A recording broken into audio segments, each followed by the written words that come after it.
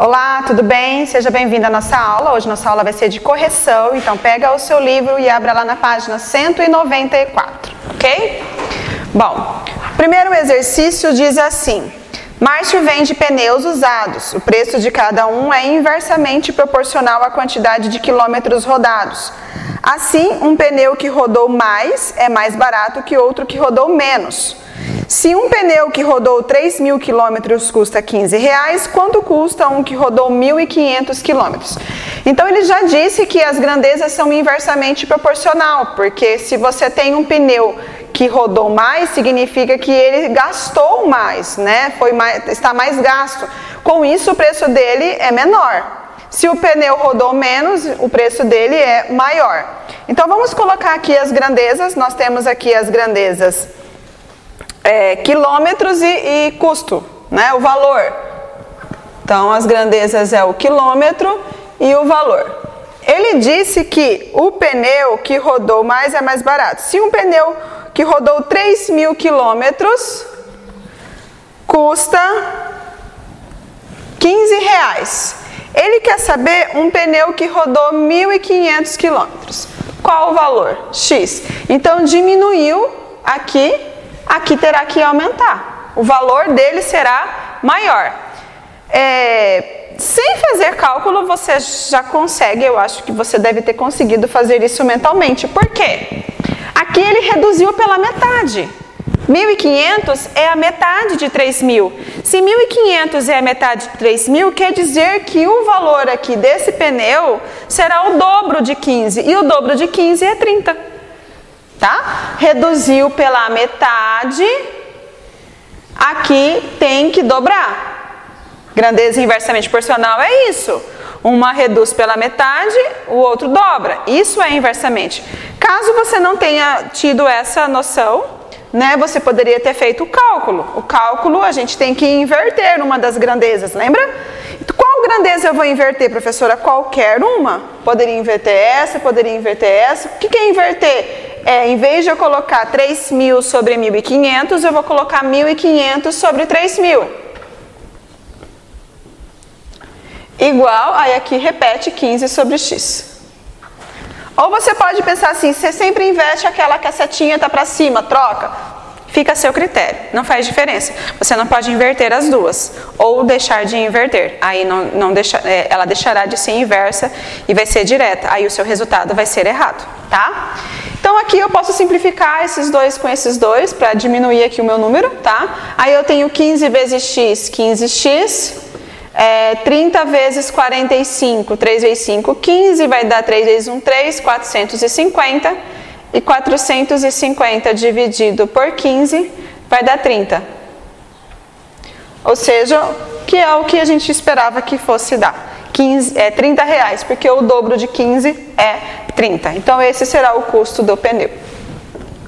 Acertou? E aí?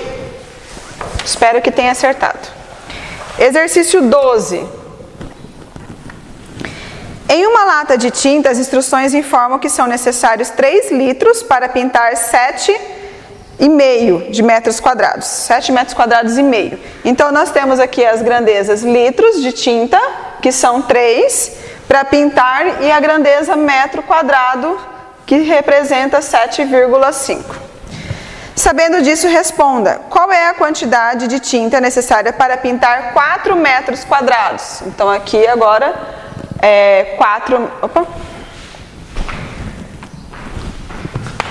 4 metros quadrados. Tem que colocar sempre na mesma ordem, tá? Então eu quero saber quantos litros de tinta são necessários para pintar 4 metros quadrados, tá?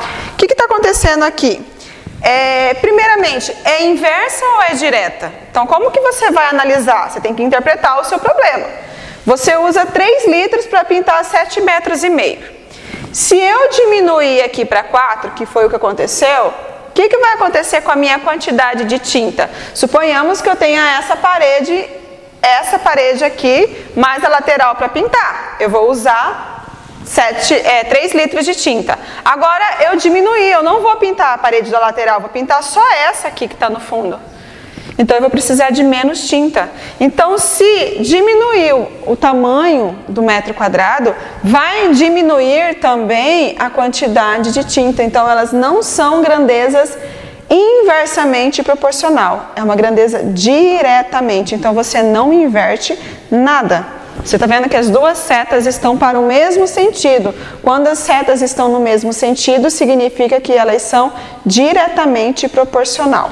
Então, não preciso inverter, é só colocar 3 está para x igual a 7,5 está para 4. Faça a multiplicação, 7,5x igual 3 vezes 4, 12. E aí eu tenho 12 dividido por 7,5. Aqui eu tenho um número decimal, então o que eu preciso? Igualar as casas, ou seja, se aqui tem uma casa, aqui eu também coloco vírgula e um zero. Aí fica 120 dividido por 75. E 120 dividido por 75 vai me representar 1,6 litros. Então é isso que eu preciso, de 1 litro e 600 ml para pintar essa parede que agora de 4 metros quadrados. A letra B, eles perguntam se é uma grandeza direta ou inversa. A gente já respondeu. Ao realizar o cálculo, nós já descobrimos que é uma grandeza diretamente proporcional, tá? Bom, resolvendo aqui o exercício 13, tá? A parede de uma cozinha tem 400 azulejos quadrados com lado medindo 15 centímetros. Quantos azulejos de 400 centímetros quadrados seriam necessários para cobrir essa parede? As informações que eu tenho aqui que são 400 azulejos de 15 centímetros e 400 centímetros quadrados, eu quero saber a quantidade de azulejos. Acontece aqui que as grandezas não estão na mesma unidade. Ele deu uma informação que aqui está em 15 centímetros, então é o tamanho do lado desse quadrado. Se você tem um quadrado de 15 centímetros de lado, 15 e 15, para que você descubra a área, porque essa informação aqui de 400 centímetros quadrados é a área. Então, para eu descobrir a área desse quadrado, eu tenho que multiplicar 15 vezes 15. E 15 vezes 15 é 225. 225 centímetros quadrados. Agora eu posso trabalhar com as unidades 225 e 400, porque agora elas estão com a mesma unidade. Então, caso você tenha feito com as medidas de 15 e 400, você errou. Por quê? Porque não pode trabalhar com unidades diferentes. Elas têm que estar sempre com a mesma unidade de medida. Se uma informação está em centímetro, a outra também tem que estar em centímetros. Ou se está em centímetros quadrados, a outra também deve estar em centímetros quadrados, ok? Então, agora que as medidas estão com a mesma unidade, eu vou trabalhar com as informações 225 centímetros quadrados e 400 centímetros quadrados. Então, se eu tenho um azulejo desse tamanho, que é de 15 centímetros do lado, com área 225 centímetros quadrados, eu preciso de 400 azulejos. Se eu aumentar o tamanho desse azulejo, o que vai acontecer? Aumentando o tamanho do azulejo, vai diminuir o número de azulejos, porque se meu azulejo é maior, eu preciso de menos azulejos. Então aqui, essa grandeza aumentou e essa aqui vai reduzir. Significa o quê? Que é uma grandeza inversamente proporcional. Tá? Se é uma grandeza inversamente proporcional, eu vou ter que inverter. Então, vou repetir aqui, 400 está para x. Em vez de colocar 225 sobre 400, eu vou usar 400 sobre 225. Tá? Inverti essa daqui. Vou fazer a multiplicação. 400 vezes x, 400x. 225 vezes 400 vai ser 90 mil. E aí eu tenho 90 mil dividido por 400, que vai lhe dar 225. Então você precisa de 225 azulejos para você fazer esse mesmo serviço, agora com um azulejo maior, ok? Vamos para o exercício 14.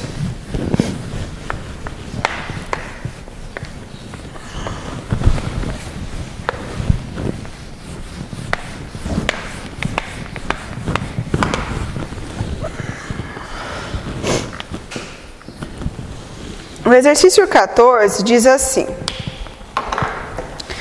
para preparar limonada, Elaine usa 2 litros de água, 6 limões e 12 colheres de açúcar. Então, eu tenho aqui 2 litros de água, 2 litros, 6 limões e açúcar, colheres, açúcar. São 12. Com base nessa receita, responda: sabendo que 1 litro corresponde a 4 copos, qual é a quantidade de limão em 1 copo de limonada? 1 litro corresponde a 4 copos. Então, se eu vou fazer uma receita para 1 litro, eu vou precisar de 3 limões, né? Porque a metade, se eu tenho aqui agora 1 litro, eu vou usar 3 limões. E se 1 litro é igual a 4 copos, ou seja, isso me representa 3 quartos, tá? De 1 limão. Quantas colheres de açúcar há em 1 copo de refresco? 1 copo de refresco. Então, nós temos aqui a metade, aqui no caso eu usaria 6. Para 1 litro eu usaria 6 colheres de açúcar, tá? E aí, para 1 copo de refresco, eu vou pegar essas 6 colheres e dividir por quem? Por 4, que vai dar 1,5. Então, eu tenho 1,5. Na letra C, diz assim: se Elaine acrescentar mais 1 litro de água à mistura inicial, qual será a quantidade de limão e açúcar em cada copo de limonada? Então, se ela acrescentar mais 1 litro de água, ela vai ficar com 3 litros. Se ela vai ficar com 3 litros, esses 3 litros representam 12 copos, porque a cada 1 litro eu tenho 4 copos. Se para 12 copos eu tenho 6 limões, então eu tenho 6 sobre 12, ou seja, 6 por 12 é meio limão. Então, meio limão. E açúcar são 12 colheres, então 12 sobre 12, porque são 12 copos, tendo sempre em relação à quantidade de copos, tá? 12 dividido por 12 é 1, ou seja, 1 colher de açúcar. Ok? Para cada copo, tá bom? 15. Desejo embalar 240 balas em pacotes de igual capacidade. Complete a tabela considerando a quantidade de balas que se coloca em cada pacote. Capacidade do pacote, aí são 8 balas. Então, eu vou pegar as 240 e dividir por 8. 240 dividido por 8 vai ficar 30. Então, a primeira resposta aí da sua tabela é 30. E você deveria fazer isso para todos, tá? Depois, 240 dividido por 10, 24. Então, ficou 30 quando você tem 8, 24 quando você tem 10 e 20. 240 dividido por 20. 240 dividido por 20, você tem o quê? 240 dividido por 20 vai dar 12. Tá? Deixa eu virar um pouquinho ali para você ver melhor. E aí eu tenho 240 dividido por 40, vai dar 6. Então, quando são 40, aqui vai ficar 6. Quando são 60, aqui vai ficar 4. 80 vai ficar 3. E 120 vai ficar 2. Certo?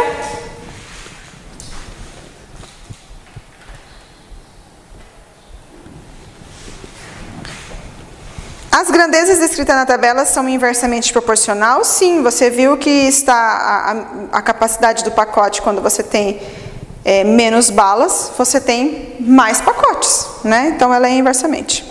16.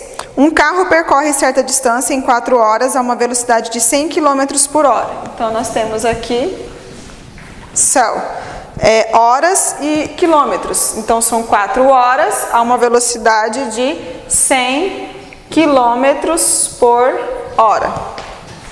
Com uma velocidade de 20 km por hora, quantas horas ele vai demorar para fazer esse mesmo percurso? Reduziu aqui a minha velocidade. De 100, reduziu para 20. Quer dizer que ele está andando devagar. Se ele está andando devagar, o que vai acontecer com a minha quantidade de horas? Vai aumentar, ele vai gastar mais tempo para você poder chegar nesse percurso, fazer todo esse percurso. É uma grandeza inversamente proporcional. Então, eu vou inverter x sobre 4 igual a 100 sobre 20. Inverti a grandeza hora. Faço a multiplicação, vai ficar 20x igual a 4 vezes 100, 400. E aí eu tenho 400 dividido por 20, que vai dar 20. Ou seja, ele vai demorar 20 horas para completar este percurso. Certo? Bom, é isso. Eu pedi para vocês realizarem até essa página, até o exercício 16. Espero que você tenha acertado, espero também que você tenha entendido. Até a próxima e fiquem com Deus.